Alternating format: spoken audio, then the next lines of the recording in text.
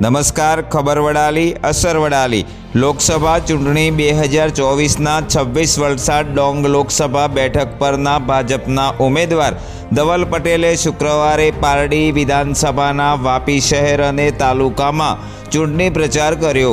ધવલ પટેલના ચૂંટણી પ્રચારમાં મોરચો આ વિસ્તારના ધારાસભ્ય અને ફાઇનાન્સ મિનિસ્ટર કનુભાઈ દેસાઈએ સંભાળ્યો હતો.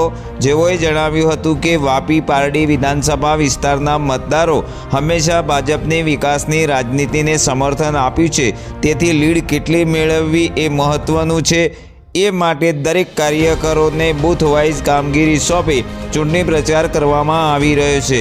વાપીમાં ભાજપના લોકસભા ચૂંટણીના ઉમેદવાર ધવલ પટેલ સાથે વાત કરવાના પ્રયત્ન કરતી વખતે કનુભાઈ પટેલે ધવલ પટેલને કંઈ નહીં પૂછો તેમ કહી પોતાની સાથે કારમાં લઈ બેસી ગયા હતા.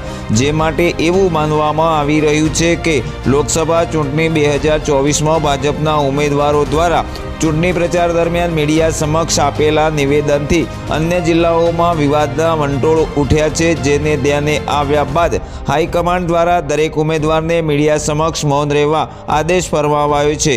કનુભાઈ દેસાઈએ જ ધવલ પટેલનો સંપૂર્ણ ચૂંટણી પ્રચારનો મોરચો સંભાળ્યો હોય તેમ વાપી શહેર અને ગ્રામ્ય વિસ્તારોમાં ભાજપના ઉમેદવાર ધવલ પટેલને ખૂબ જ સારો પ્રતિસાદ મળી રહ્યો છે. ધવલ પટેલ શિક્ષિત ઉમેદવાર છે અને કોરી સ્લેટ લઈ આવ્યા છે. લોકોમાં ઉત્સાહ છે. આ ચૂંટણીમાં ધવલ પટેલને વલસાડના ઇતિહાસમાં ક્યારેય ના મળી હોય તેવી લીડથી વિજયી બનાવશે તેવી આશા વ્યક્ત કરી હતી. આ દરેક મિટિંગને તમે સાક્ષી છો, દરેક મિટિંગમાં તમે આવેલા છો, એટલે તમે લોકોનો પ્રતિભાવ જોયો છે, લોકોની લાગણી જોઈ છે, લોકોનો ઉત્સાહ જોયો છે. અને વાપી તેમજ વાપીના ગ્રામ્ય વિસ્તારોમાં જે રીતે લોકોનો પ્રતિસાદ મળી રહ્યો છે, ધવલભાઈની ઉમેદવારી માટે એક શિક્ષિત ઉમેદવાર તરીકે અને કોરી સ્લેટ લઈને આવ્યા છે, એથી લોકોનો અહોભાવ વધારે છે. અને એમને વધુમાં વધુ મતદાન કરીને અભૂતપૂર્વ લીડ એટલે કે લોકસભાના ઇતિહાસમાં વલસાડે નહીં મેળવેલી હોય એવી જીત મળશે.